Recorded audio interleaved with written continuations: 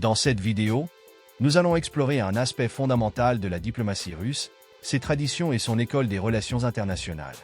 À travers une récente interview de Sergueï Lavrov, ministre des Affaires étrangères de la Russie, nous découvrirons comment cette école, forgée au fil des siècles, continue d'influencer la position géopolitique actuelle de la Russie. Lavrov nous éclaire sur la manière dont la Russie préserve son héritage diplomatique, enrichit ses relations internationales, tout en restant fidèle à ses intérêts nationaux fondamentaux. Il soulève également une question cruciale. Quel est le rôle de cette tradition diplomatique face aux défis contemporains, notamment les tentatives d'isolation et les tensions géopolitiques actuelles? Plongeons ensemble dans les propos de Lavrov pour mieux comprendre la valeur et la continuité de l'école russe des relations internationales.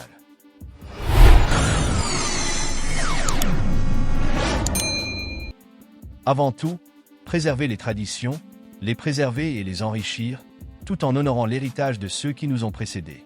Il ne faut jamais renier ses racines, mais promouvoir ses traditions et sa mission civilisationnelle de manière à se faire plus d'amis. Cependant, il faut ajouter une nuance importante, il ne faut pas obtenir ses amis au prix de concessions sur nos intérêts nationaux fondamentaux.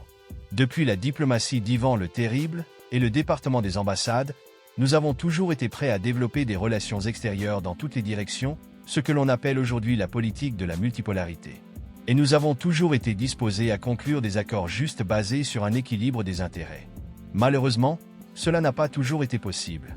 Très souvent, dans l'histoire européenne, on a tenté de nous isoler, de nous tromper, de nous promettre quelque chose pour ensuite former des coalitions contre nous.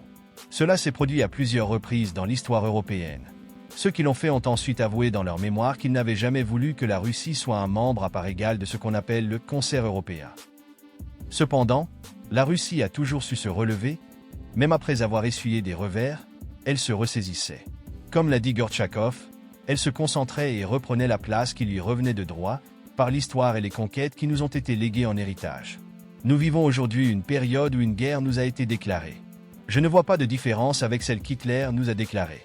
Enfin, Hitler n'a même pas déclaré de guerre, il a simplement attaqué sans préavis.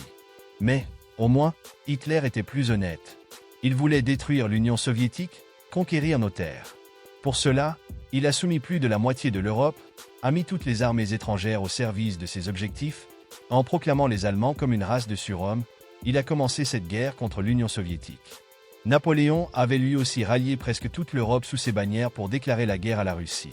Aujourd'hui, le même groupe de pays, à quelques rares exceptions près, mais en plus grand nombre qu'à l'époque de la coalition d'Hitler, près de 50 pays financent et arment Kiev, ayant ouvertement déclaré leur objectif, infliger à la Russie une défaite stratégique. Et ces adultes, c'est même honteux pour eux, affirment que la Russie doit subir une défaite stratégique, mais qu'ils ne sont pas en guerre contre la Russie. Ils ne peuvent même pas l'admettre honnêtement, comme l'ont fait Napoléon et Hitler. Les dirigeants modernes n'ont probablement pas le courage de le faire, bien que leur objectif soit le même, affaiblir stratégiquement la Russie. Sous Hitler, leur cause était menée par des surhommes. Aujourd'hui, ce sont les nations exceptionnelles qui mènent la charge, comme les Américains. Les présidents américains, qu'ils soient démocrates ou républicains, ont toujours qualifié leur pays de nation exceptionnelle, exceptionnelle nation. Mais je pense qu'ils n'ont pas oublié les leçons de l'histoire, et je ne sais pas sur quoi ils comptent, honnêtement. Comme l'a dit notre président, en revenant aux traditions et aux principes de notre diplomatie, nous n'avons jamais refusé les négociations. L'exemple de l'Ukraine en est la preuve la plus éclatante. En février 2014, nous avions soutenu l'accord que Yanukovych avait conclu avec l'opposition sous la garantie de la France, de l'Allemagne et de la Pologne. Cet accord prévoyait des élections anticipées, que l'opposition, selon tous ceux qui suivaient les événements, aurait remporté à 100%. Il s'agissait d'attendre quelques mois pour organiser ces élections et occuper légitimement des positions de pouvoir en Ukraine. Mais cela ne suffisait pas à l'opposition, qui ne voulait pas attendre, impatiente qu'elle était. Au lieu de respecter cet accord, soutenu par la Russie, ils ont organisé un coup d'État, une série de provocations, des événements sanglants sur le Maïdan. Ils ont signé un accord le soir, au matin, ils ont déclenché un massacre. Si cela ne s'était pas produit, l'Ukraine existerait aujourd'hui dans ses frontières de 1991, incluant le Donbass et la Crimée. Mais les putschistes, après avoir pris le pouvoir, ont immédiatement déclaré qu'ils allaient retirer le statut de la langue russe en Ukraine et expulser les Russes de Crimée. Ils ont envoyé des militants armés en Crimée et ont pris d'assaut le Parlement de Crimée. Naturellement, la Crimée s'est soulevée, et nos militaires de la base de Sébastopol ont soutenu les Criméens, évitant ainsi un bain de sang. Bien sûr, le Donbass s'est également soulevé, refusant d'accepter ce pouvoir. Mais je parle d'autre chose ici. Si les accords, soutenus par la Russie, avaient été respectés, et nous avons toujours été pour les négociations et les compromis, l'Ukraine serait aujourd'hui intacte, y compris la Crimée. Cela ne s'est pas produit, la Crimée est partie. Pour résoudre le problème du Donbass, les accords de Minsk ont été conclus en février 2015, et la Russie a une fois de plus manifesté sa volonté de négocier. Plus tard, nous avons découvert que personne n'avait l'intention de respecter ces accords, ni la France, ni l'Allemagne, ni, encore moins, l'Ukraine. Et toutes ces années, en violation du principe du cessez-le-feu, le régime de Kiev a attaqué le Donbass. Tout s'est terminé comme ça s'est terminé en février 2022. Si les accords de Minsk avaient été appliqués, l'Ukraine aurait été unifiée, mais sans la Crimée. Mais tout le Donbass et la Nouvelle-Russie seraient restés ukrainiens. Encore une fois, l'incapacité de négocier a joué un mauvais tour à l'Ukraine. En avril 2022, l'Ukraine avait une troisième chance de préserver une certaine forme d'État lorsque les accords d'Istanbul, qui maintenaient l'Ukraine sans la Crimée et une grande partie du Donbass, hors de l'OTAN, avec des garanties de sécurité hors bloc militaire, avaient été négociés après plusieurs séries de pourparlers entre représentants russes et ukrainiens. Vous connaissez l'histoire. Abrahamia, chef de la délégation ukrainienne, a reconnu que Boris Johnson est arrivé et a interdit de signer un document déjà paraphé. Voici donc un troisième exemple où la Russie, de bonne foi, s'est engagée dans des pourparlers, et où la partie opposée, je dirais même l'ennemi, s'est avérée incapable de négocier. Chaque fois que les accords conclus ont été sabotés par les Ukrainiens et leurs maîtres, l'Ukraine a perdu de plus en plus de territoire. Notre dernière proposition, que le président a soumise le 14 juin lors de son discours au ministère des Affaires étrangères, est que nous sommes prêts à négocier sur la base de la reconnaissance des réalités. Ces réalités incluent, en premier lieu, des amendements à la Constitution de la Fédération de Russie, selon lesquels non seulement la République de Crimée, mais aussi les républiques populaires de Donetsk et de Lugansk, ainsi que les régions de Zaporijia et de Kherson, sont désormais et pour toujours des parties intégrantes du territoire de la Fédération de Russie. Les réalités sur le terrain incluent également la situation que tous nos partenaires occidentaux, et malheureusement certains pays d'autres régions, ignorent en avançant différentes initiatives. Cette situation est que les droits de la population russophone et russe d'Ukraine sont piétinés. Des lois ont été adoptées, interdisant l'éducation en langue russe, interdisant les médias russes, qu'ils soient basés en Russie ou en Ukraine, travaillant en langue russe. La culture russe a été interdite. Kiev a adopté des décrets suspendant toute activité culturelle en langue russe. C'est une réalité sur le terrain qui est inacceptable. Il est également inacceptable que Kiev et l'Occident continuent de déclarer leur intention de faire de l'Ukraine un membre de l'OTAN. Toutes ces choses doivent être comprises et rectifiées. L'Occident a pris l'habitude d'accuser la Russie d'agression dans tous ses discours sur l'Ukraine, ignorant totalement ce qu'il a lui-même fait au régime de Kiev pendant ces 10 dernières années, tout en déclarant que la Russie doit retirer ses troupes. La seule base pour un règlement est la Charte des Nations Unies, qui exige le respect de l'intégrité territoriale et de la souveraineté de l'Ukraine. C'est encore une de ces mauvaises habitudes de l'Occident de ne tirer que ce qui l'arrange. De la même manière, ils effacent l'histoire. Pour eux, il n'y avait rien avant février 2022 en Ukraine. Tout allait bien, et soudain la Russie est intervenue. Il y a de nombreux exemples de ce genre. En effaçant la culture, en effaçant certains épisodes de l'histoire qui ne les arrangent pas, l'Occident tente d'appliquer ce même principe à l'interprétation du droit international. Nous sommes totalement en faveur de la Charte des Nations Unies comme base de règlement. Mais tout a commencé en Ukraine avec l'arrivée au pouvoir d'un régime nazi qui a interdit la langue russe et déclaré la guerre à l'Église orthodoxe ukrainienne, sœur canonique de l'Église orthodoxe russe. Le chapitre 1 de la Charte des Nations Unies, bien avant le principe de l'intégrité territoriale, stipule que tous doivent respecter et protéger les droits humains, sans distinction de race, de sexe, de langue et de religion. Il est explicitement écrit de ne pas toucher à la langue et à la religion. Ce principe a été violé en Ukraine, mais l'Occident l'a préféré l'oublier. Au cours des siècles passés et jusqu'à aujourd'hui. J'ai abordé tout cela de manière approfondie parce que vous avez posé une question essentielle concernant les fondements de la diplomatie russe. Et sans montrer par des exemples à quel point l'honnêteté et le respect du droit international dans toute sa diversité sont importants pour nous, il serait très difficile d'expliquer pourquoi la Russie refuse de respecter les exigences liées à la souveraineté de l'Ukraine conformément à la Charte des Nations Unies. Ce sont simplement des escrocs. Quant à notre position, oui, elle n'est probablement pas parfaite, personne ne l'est, comme le disaient les héros d'un film hollywoodien, mais, au moins, nous sommes prêts à la défendre et à la justifier. Je vous ai donné des exemples de ce que représente la Charte des Nations Unies et de la manière dont certains l'appliquent, tandis que d'autres refusent de le faire. Nous sommes prêts à avoir une discussion honnête, mais notre interlocuteur, lui, ne l'est pas, car il n'a aucun argument.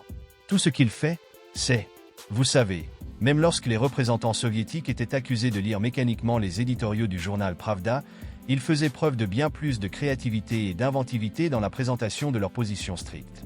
Quant aux Occidentaux, que vous lisiez le New York Times ou que vous écoutiez les représentants américains, c'est de la pure propagande, sans même essayer de justifier leurs approches inacceptables avec des faits.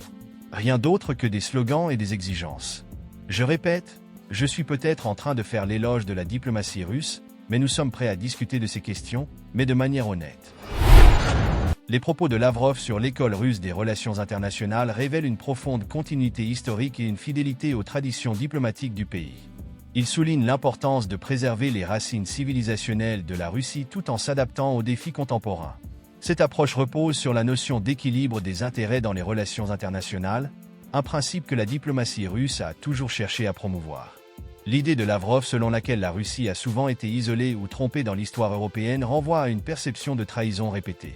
Cette vision influence la politique étrangère russe actuelle, notamment dans le contexte des conflits contemporains, où la Russie se voit comme cible d'une coalition hostile, rappelant les précédentes invasions européennes. Lavrov oppose cette situation aux valeurs d'honnêteté qu'il associe à la diplomatie russe, tout en critiquant l'absence de sincérité chez les adversaires occidentaux. Un autre point central est la volonté de négocier, mais uniquement dans un cadre respectant les intérêts fondamentaux de la Russie. Cela reflète une vision pragmatique, mais également inflexible, où les concessions ne sont acceptables que si elles n'entravent pas la souveraineté et les intérêts nationaux. Enfin, Lavrov fait allusion à une multipolarité, qui est une réponse à ce qu'il perçoit comme la domination unilatérale des États-Unis et de l'OTAN. Ce concept renforce l'idée que la Russie entend jouer un rôle égal dans les affaires mondiales et s'oppose à toute subordination. L'enjeu de cette diplomatie, donc, n'est pas seulement la protection des intérêts nationaux, mais aussi la défense d'une vision du monde où la Russie se place en tant que pilier d'un ordre multipolaire contre les tentatives de marginalisation. Ces réflexions montrent une diplomatie façonnée par les épreuves historiques et ancrée dans une quête constante d'autonomie et de respect dans l'arène internationale. Voici 5 leçons d'excellence qui se dégagent des propos de Sergueï Lavrov, applicables à la vie personnelle et professionnelle pour progresser d'excellence en excellence. 1. Défendre ses principes fondamentaux. Lavrov insiste sur l'importance de préserver les intérêts fondamentaux de la Russie, sans céder face aux pressions extérieures.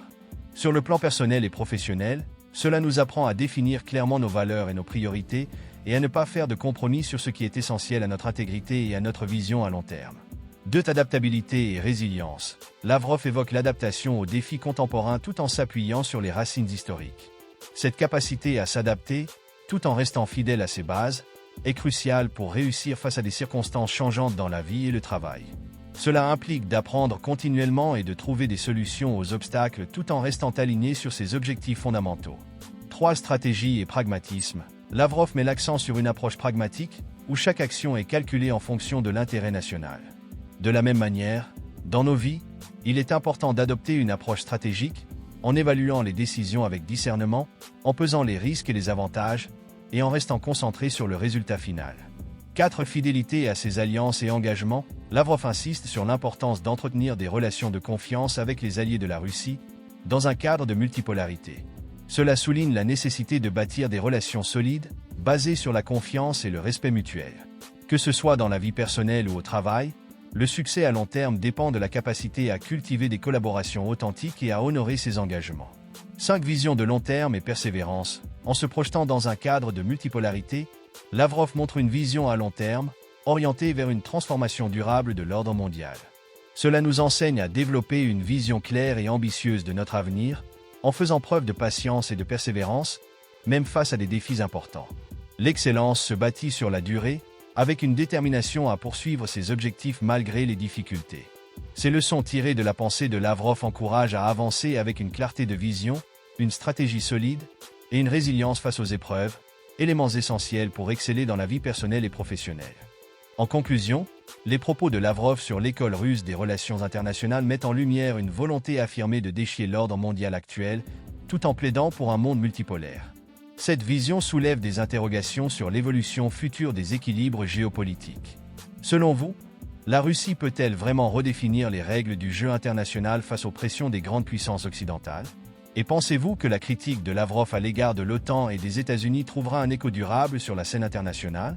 Partagez vos avis en commentaire. Merci et à très bientôt.